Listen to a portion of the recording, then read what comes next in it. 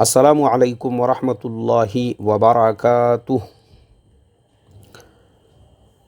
मोहतरम भाइयों, बुज़ुर्गों और दोस्तों,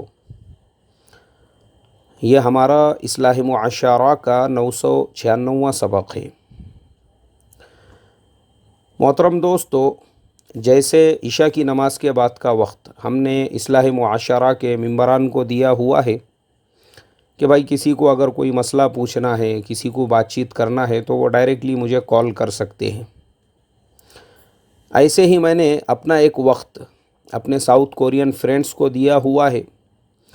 रोज़ाना मैं उनसे कुछ बातचीत कर लेता हूँ, एक दूसरे की खैर खैरियत पता चलती है, या फिर वी चैट के ऊपर हम लोग जो है फिर ग्रुप कॉलिंग कर लेते हैं। प्रॉब्लम ऐसा हुआ कि हमारे ग्रुप के अंदर एक फ्रेंड से पिछले 15 दिन से मेरी बातचीत नहीं हो पा रही थी। तो आज मैंने क्या किया, अपने एक दूसरे फ्रेंड से मैंने कहा क्या बात है भाई, क्यों बातचीत नहीं हो पा रही है? मोबाइल से कोई रिप्लाई नहीं मिल रहा है, बल्कि मेरे जो मैसेजेस है शायद वो पहुंच ही नहीं रहे हैं। उसने कहा एक्चुअल में आपको मैं इत्तला देना भूल गया। उसके साथ में एक हादसा पेश आया, एक वाक़या पेश आया। मैं बोला भाई क्या वाक़या पेश आया, ऐसा क्या हादसा हो गया? बोले उसके अपने रिलेटिव्स के अंदर एक पॉप सिंगर थी और कोरिया के अंदर उसका बहुत नाम था, एकदम नामचीन सिंगर थी वहाँ की। सिर्फ 25 ईयर्स ओल्ड, मतलब सिर्फ 25 साल की उम्र में डिप्रेशन का शिकार होकर उसने आज से 15 दिन पहले ख़ुदकुशी कर ली और अपने हाथों से अपने आप को कत्ल कर दिया। मेरे मोहतरम बुज़ुर्गों, मैंने जब ये सुना अपने उस दोस्त की ज़ुबानी तो वाकई में मुझे भी गम हुआ, मुझे भी अफ़सोस हुआ। मैंने कहा लेकिन यार उसका रीज़न क्या है? क्या ऐसा क्या हुआ उसकी लाइफ के अंदर कि इतनी बड़ी टॉप की वो पॉप सिंगर थी, कोरिया के अंदर उसको सब जानते थे, सब उसको पहचानते थे। उसने कहा कि उसके पास में माल की, दौलत की, बंगलों की, गाड़ियों की कोई कमी नहीं थी। उसको शोहरत भी इतनी ज़्यादा मिली हुई थी कि उनका जो ग्रुप था उसका नाम था ग्रुप एफ़, और वो ग्रुप एफ़ जो था कोरिया का, वो वहाँ के टॉप ग्रुप्स में शुमार होता था। ये लोगों ने इंटरनेशनल लेवल पर भी कई मर्तबा जो है मुल्कों के सफ़र किए। यूट्यूब के ऊपर लाखों की तादाद में उनके फॉलोवर्स थे, इंस्टाग्राम पे लाखों की तादाद में उनके फॉलोवर्स थे। उनका जो एक एक शो होता था, हज़ारों की तादाद में उनके फैंस जो है वो हज़ारों रुपये खर्च करके उस प्रोग्राम के टिकट ख़रीद लेते थे। सब कुछ उसके पास में था, but शीज life was like a blank paper. उसकी ज़िंदगी में सुकून नहीं था, उसकी ज़िंदगी में चैन नहीं था, उसकी ज़िंदगी में इत्मीनान नहीं था। सब कुछ होने के बावजूद वो बेचारी अंदर से खोखली थी। तो ज़हनी सुकून, ज़हनी इत्मीनान नहीं मिलने की वजह से वो पॉप की सिंगर उसने अपने हाथों से अपनी जान दे दी। मेरे मोहतरम बुजुर्गों, दोस्तों, मैंने जब से ये सुना मैं ख़ुद शौक हो गया। मैं सोचने लगा, आज हमारे इंडिया के अंदर ये टिकटॉक के ऊपर बुर्क़े वालियाँ नाचने गाने का काम कर रही है। इंस्टाग्राम के ऊपर मुसलमान लड़के टोपियाँ पहनकर वीडियोस बनाकर डाल रहे हैं। यूट्यूब के ऊपर आप जाइए तो मुसलमान लड़के लड़कियों ने कॉमेडी वीडियोस, पता नहीं कैसे कैसे वीडियोस, इतनी भरमार है उसके ऊपर, शर्म आती है, शर्म, कि जिस शोहरत की वजह से, जिस माल की वजह से, जिस दौलत की वजह से सब कुछ मिल गया उनको। गाना गाने का शौक़ था, गाने गाने की भी अरमान निकल गई, सब कुछ मिल गया, और उसके बाद में हाल ये हुआ बेचारी को ख़ुदकुशी करना पड़ी। और आज उसी रास्ते के ऊपर ये हिंदुस्तान के नौजवान, और वो भी मुसलमान लड़के लड़कियां, अफसोस होता है मुझे, अफसोस, आखिर में ये क्या तलाश कर रहे हैं इसके पीछे? इनकी चाहत क्या है?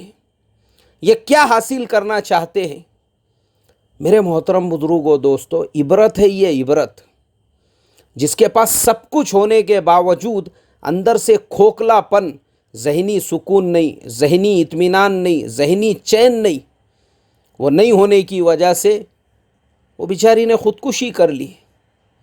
मैं सोचने लगा, मैंने कहा, अरे अल्लाह, वो मेरा जो फ्रेंड था उसने कभी मुझे इसके बारे में बताया भी नहीं कि उसके रिलेटिव्स के अंदर, उसके रिश्तेदारों के अंदर कोई ऐसा भी फ़र्द है जो इस लाइन के अंदर है। तो हम लोग उसके ऊपर भी थोड़ी सी मेहनत करते थे, हम उनको भी जो है थोड़ा सा दीन की बात बताते थे, इस्लाम की कुछ बुक्स देते थे।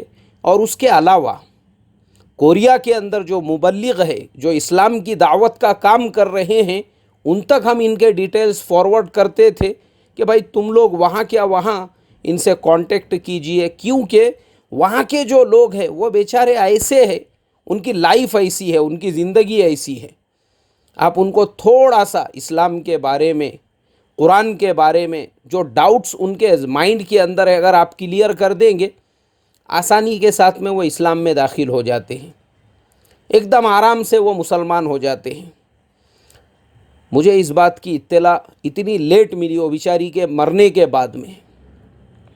मेरे मोहतरम बुज़ुर्गों, दोस्तों, ये इबरत है, इबरत हम हिंदुस्तान वालों के लिए और उन मुसलमान लड़के लड़कियों के लिए घरों में खाने को जवारी बाजरी नहीं, अब्बा रिक्शा चला रहे हैं, अम्मा जो है लोगों के घर पे बर्तन धो रही है, और बेटी वो टिकटॉक के ऊपर वाव वो सिंगर बनी हुई है, डांसर बनी हुई है।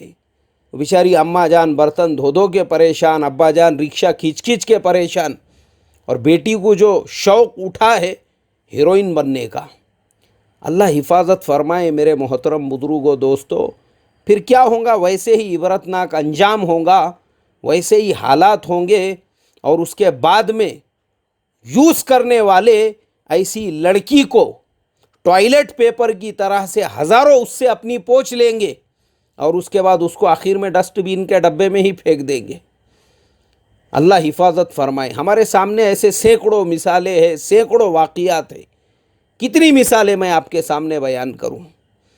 सब कुछ मिलेगा, लेकिन दिल का सुकून, दिल का इत्मीनान जब नहीं मिलेगा तो ज़िंदगी खोखली हो जाएगी। इसलिए कि कुरान पाक में अल्लाह ताला ने फरमाया, अल्लज़ीना आमनू व तत्मइन्ना कुलूबुहुम बिज़िक्रिल्लाह अला बिज़िक्रिल्लाह तत्मइन्नुल कुलूब।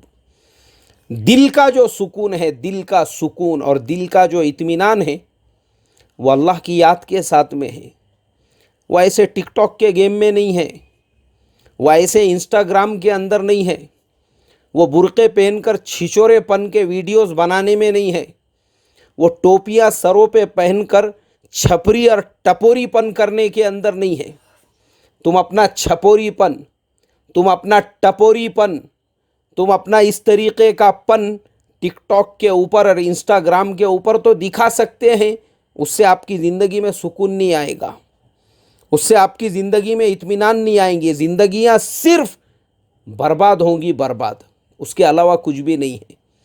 इसके लिए मैं हमारे नौजवान नस्ल से इस बात की रिक्वेस्ट करता हूँ, इस बात की दरख्वास्त करता हूँ, पहचानो अपने आप को, जानो अपने आप को, तुम मुसलमान हो और अल्लाह ताला ने तुमको इस ज़मीन के ऊपर अपना खलीफा बनाकर भेजा है। हज़रत मोहम्मद मुस्तफ़ा सल्लल्लाहु अलैहि वसल्लम, उन्होंने तुम्हारे कांधों पे एक बहुत बड़ी ज़िम्मेदारी डाली है कि इस दुनिया के अंदर जितने रहने वाले, बसने वाले, सांस लेने वाले हैं, उन तक तुम उनका कलीमा और उनका दीन पहुँचाओ। अगर तुम उन तक उनका कलीमा और उनका दीन नहीं पहुँचा रहे हो, कल क़यामत के दिन जब उनके सामने तुम्हारी हाज़िरी होगी, क्या कभी तुमने ये सोचा है कि तुम उनको क्या मुँह दिखाओगे? इसके लिए अपने मकसद को मत भूलो। ये तो यानी ये जो टिकटॉक है, ये इंस्टाग्राम है, ये गाने रिकॉर्ड करना है और ये छिछोरापन उसके ऊपर करना है, ये तो एकदम यानी एक इतने हकीर और निचले दर्जे की चीज़ है, सोच भी नहीं सकते आप। इतने फालतू काम के लिए आप इतने अजीम मकसद को अगर भूल रहे हो, तो मैं तो अल्लाह ताला से यही दुआ करूँगा कि अल्लाह ताला इस कौम को शुऊर अता फ़रमाए, समझ अता फ़रमाए, फ़हम अता फ़रमाए। हम लोग कहाँ जा रहे हैं, किस रास्ते पे हमारी ज़िंदगी गुज़र रही है, हमको ख़ुद को उसकी परवाह नहीं, हमको खुद उसका पता नहीं है। तो फिर हमारे लिए इससे ज़्यादा अफसोस की बात क्या हो सकती है। इसलिए नौजवानों, अपने ज़िंदगी के मकसद को पहचानो और अपने ज़िंदगी के मकसद को जानो। अल्लाह ने तुमको इस सरज़मीन पर खलीफा और दाई बनाकर भेजा है। ये मकसद जिस दिन तुम्हारे समझ में आ जाएगा, मैं अल्लाह की ज़ात से 100% उम्मीद रखता हूँ, अल्लाह पूरी दुनिया में तुमसे हिदायत का काम लेंगे। अल्लाह मुझे आपको अमल की तौफ़ीक़ अता फ़रमाए और हमारे नौजवान नस्लों को सही समझ, सही फ़हम और हिदायत अता फ़रमाए। अस्सलामु अलैकुम व रहमतुल्लाहि व बरकातुहू।